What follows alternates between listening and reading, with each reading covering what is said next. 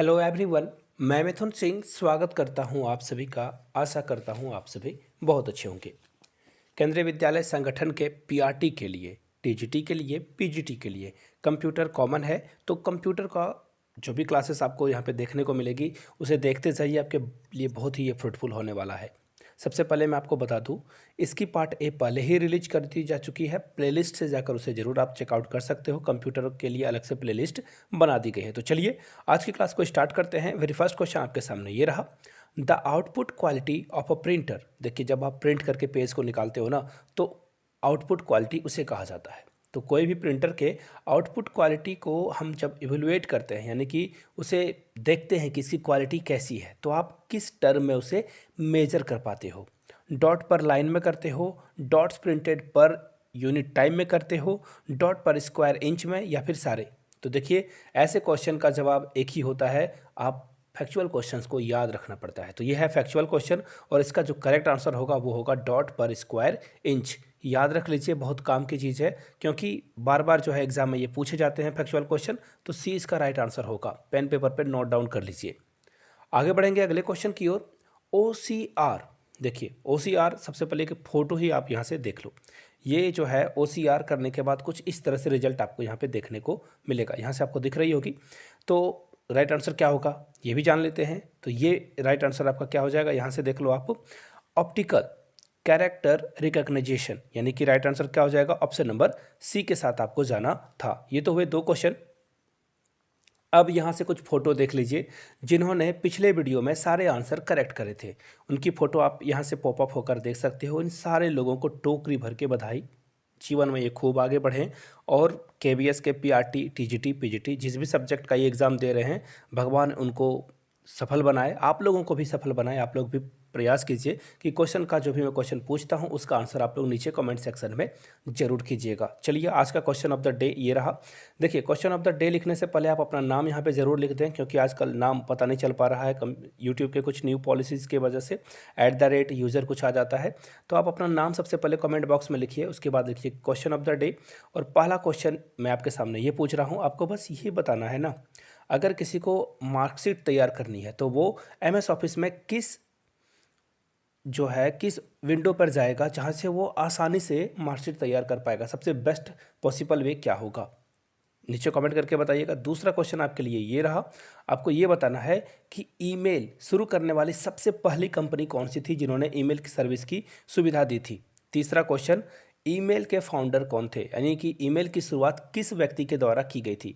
ये तीन क्वेश्चन थे। उस पर्सनालिटी का नाम बताना जिन्होंने ईमेल की शुरुआत करी थी। तीन क्वेश्चन रहे, तीनों क्वेश्चन का आंसर आप लोगों को नीचे कमेंट सेक्शन में करना है। चलिए, टाइम वेस्ट नहीं करेंगे और बढ़ेंगे क्वेश्चन नंबर 13 की ओर। इससे पहले बता दूं, अगर आपको इसकी पार्ट थर्ड भी चाहिए, एक्चुअली पार्ट सेकंड है, पार्ट वन भी आ चुका है, अगर आप पार्ट थर्ड भी चाहते हो कंप्यूटर की क्लास के लिए, तो नीचे कमेंट करके, नीचे आपको क्या करना है, नीचे कमेंट करना है पार्ट थर्ड। अगर 50 कमेंट आ गए तो नई वीडियो रिलीज कर दी जाएगी। तो देखते हैं, फाइबर ऑप्टिक केबल जो है ये किसके लिए यूज़ किया जाता है? तो सबसे पहले पिक्चर ही देख लो, आप पिक्चर देख लो, तब आपको चीज़ें समझ में आएगी। तो देखिए, ये जो फाइबर ऑप्टिकल केबल आपको यहाँ से दिख गया होगा। अब देखिए, आप घरों में जो यूज करते हो ना, जियो का आपने लगाया होगा, एयरटेल का लगाया होगा, वाईफाई। वाईफाई क्या करता है, ये सिग्नल से चीज़ों को कैच करता है, सिग्नल से आपको जो है डेटा प्रोवाइड कराता है, जहाँ से आप जो है यूज़ कर पाते हो इंटरनेट। लेकिन ये जो फाइबर ऑप्टिकल केबल है ना, ये यूज़ होता है, आप देखना, तार के द्वारा एक जगह से दूसरी जगह पे लेके इसे जाया जाता है। आपको मैंने अभी दिखाया ना, यहाँ से एक बार और देख लो फाइबर ऑप्टिकल केबल। इसका काम क्या होता है, ये बहुत हाई स्पीड चलता है। और देखना, कई कई बार क्या होता है ना कि समुद्र के रास्ते से भी इसे बिछाया जाता है। इंडिया में ये काम टाटा करती है। याद रखिएगा, क्वेश्चन अगर पूछ दिया जाए फाइबर ऑप्टिकल केबल कौन तैयार कराता है, तो टाटा कराता है।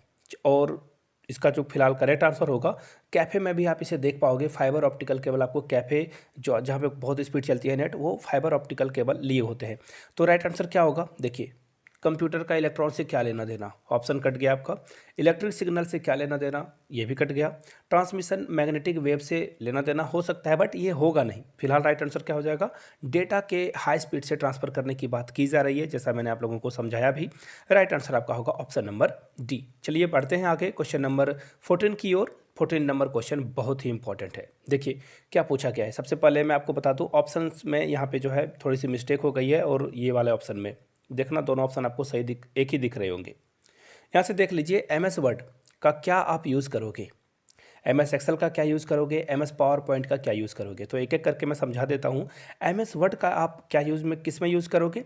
MS वर्ड में आप लिखने का काम करते हो। कोई भी अगर ऑथर बुक लिखता है ना तो वो MS वर्ड में ही लिखता है, यानी कि बुक राइटिंग क्या हो जाएगा 1 का 1। चलिए एक तो मैंने सही कर दिया। अब बढ़ते हैं दूसरे की ओर। MS एक्सेल मैंने चिल्ला कर हज़ारों बार स्कीम आप लोगों को बताई है कि जहाँ भी एक्सेल दिखे, फाइनेंशियल लेन देन की बात हो, कोई डेटा को रिकॉर्ड करने की बात हो, या फिर अकाउंटिंग, यानी कि देखो फाइनेंशियल वाली बात हो गई ना, तो 2 का क्या हो जाएगा राइट आंसर 3।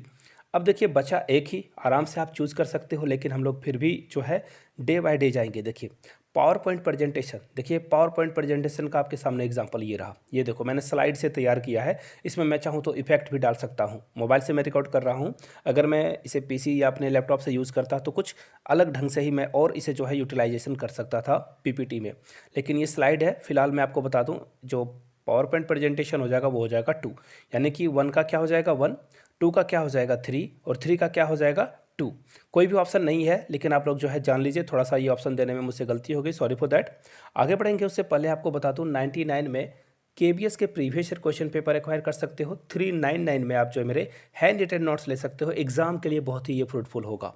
जिन्हें लेना हो यहाँ से मेरी ईमेल आईडी देख लो, yourmithunsingh@gmail.com पे मेल कर लीजिए। If you are Instagram then do follow me @iMithunSingh। चलिए आगे बढ़ते हैं, बात करेंगे नेक्स्ट क्वेश्चन की ओर।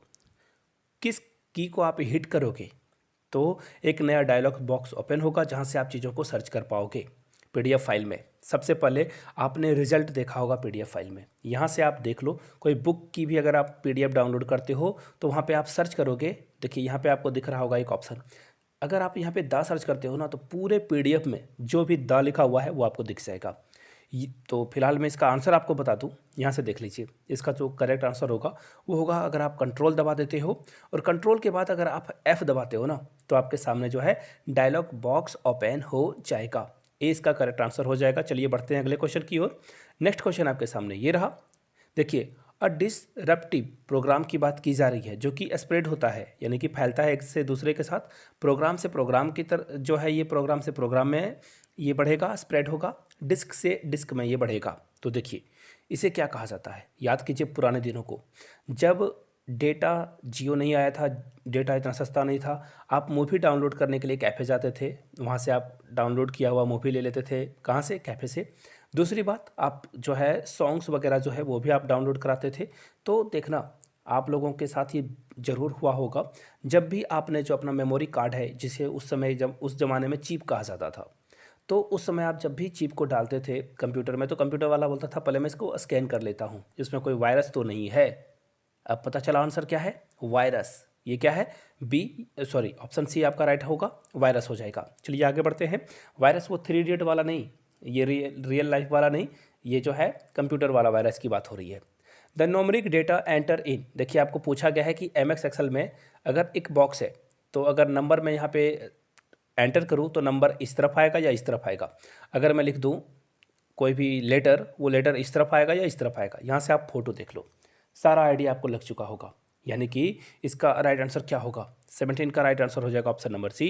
यानी कि जब भी आप न्यूमेरिक डेटा लिखोगे वो राइट में, और जो भी अल्फ़ाबेटिकल डेटा जो है वहाँ पे रिकॉर्ड किया जाएगा वो लेफ्ट में किया जाएगा। चलिए आगे बढ़ते हैं क्वेश्चन नंबर 18 की ओर। MS ऑफिस के जो फाइल्स है उसका जो एक्सटेंशन है, देखिए जब भी आप गाना सुनते हो ना, लास्ट में गाने के .mp3 लिखा होगा। जब भी आप कोई मूवी वगैरह देखते हो तो .mp4 लिखा होगा। तो और भी बहुत सारे एक्सटेंशन होते हैं, सिर्फ ये ही मत आप एज्यूम कर लेना। फिलहाल पूछा गया है कि MS ऑफिस के फाइल्स का क्या एक्सटेंशन है। तो देखिए सबसे पहली बात ना, अभी भी आप यूज़ करते हो और धड़ल्ले से यूज़ करते हो PDF, है ना, बहुत PDF आप खेलते हो। तो PDF के साथ कभी भी आपने सुना है क्या PDF X होता है? नहीं होता है ना। तो ये वाला ऑप्शन को आप कर दो रिजेक्ट, इसे क्या कर दो, रिजेक्ट कर दो। और अगर ये 2007 से पहले की बात होती तो मैं आंसर लगाता सी, लेकिन बात हो रही है करंट सिनेरियो की 2022 की, तो ये ऑप्शन तो आपका भी इनकरेक्ट होगा। क्यों? क्योंकि ये पहले की वैलिडिटी थी, अब इसका नाम बदल कर रख दिया गया है XLCX, यानी कि सब में लास्ट में XX ऐड कर दिया गया है। डॉक में भी आप जो है X ऐड कर दो, और इसी तरह से PPT X में भी आप S जो है ऐड कर दो। तो देखिए कौन सा आंसर आपको करेक्ट दिख रहा होगा। ठीक इसका पड़ोसी, जी हाँ इसका पड़ोसी यानी कि बी आपको करेक्ट दिख रहा होगा। बी के साथ आपको जाना था। चलिए आगे बढ़ते हैं क्वेश्चन नंबर 19 की ओर। क्वेश्चन क्या पूछा गया है, एमएस एक्सेल जो है किस टास्क के लिए आप जो है यूज़ करोगे एमएस एक्सेल को। मैंने क्या बताया था, फाइनेंशियल एक्टिविटी, किसी डेटा को रिकॉर्ड करने के लिए और उसके बारे में और डिटेलिंग के बारे में न्यूमेरिक जो है वो यूज़ करने के लिए आप यहाँ पे काम करते हो। देखिए अगर स्टूडेंट का रिजल्ट निकालना हो तो डेफिनेटली आप इसका यूज़ करोगे। चलिए ए तो करेक्ट है आपका। किसी का नाम, जो भी इंडियन क्लासिकल सिंगर है उनका नाम और सामने उनके घराने का नाम, बिल्कुल ये भी एक डेटा है। तो ये भी हम कहाँ यूज़ करते हैं, एमएस एक्सेल में। चलो बी भी आपका यहाँ पे करेक्ट हो गया। प्लेइंग म्यूजिक वीडियो, गड़बड़ हो गई यहाँ पे, ये गड़बड़ है, ये नहीं होगा, यानी कि ए ही बी इसका राइट आंसर होगा। ए और बी, ऑप्शन ए के साथ जाना था आपको। अब मैं देखिए थोड़ी और बातें बता देता हूँ। अगर आपको गाना सुनने का मन है एमएस ऑफिस में तो आपको जो है कहाँ पे विजिट करना होगा, आपको विजिट करना होगा पावर पॉइंट प्रेजेंटेशन। वहाँ से आप जो है गाने वगैरह वीडियो वगैरह भी अटैच कर सकते हो पावर पॉइंट प्रेजेंटेशन के माध्यम से। आगे बढ़ते हैं आखिरी क्वेश्चन की ओर। Which of the following font effect is not available in MS PowerPoint slide. Dialogue box में देखिए सबसे पहले यहाँ से आप एक इमेज देख लो, बहुत ही धुंधला नज़र आपको आ रहा होगा, सॉरी फॉर दैट, इसके लिए माफ़ी चाहता हूँ। देखिए आपको लेआउट भी यहाँ से दिखेगा, दिख नहीं रहा है बट आप जो है हाँ में हाँ मिला देना। रिसेट भी दिखेगा, एक्चुअली आप जब कंप्यूटर खोलोगे ना तो आपको दिख जाएगा, ये तीनों आपको दिख जाएगा। लेकिन ये जो है ना ऑप्शन है अरेंज, आपको नहीं दिखेगा।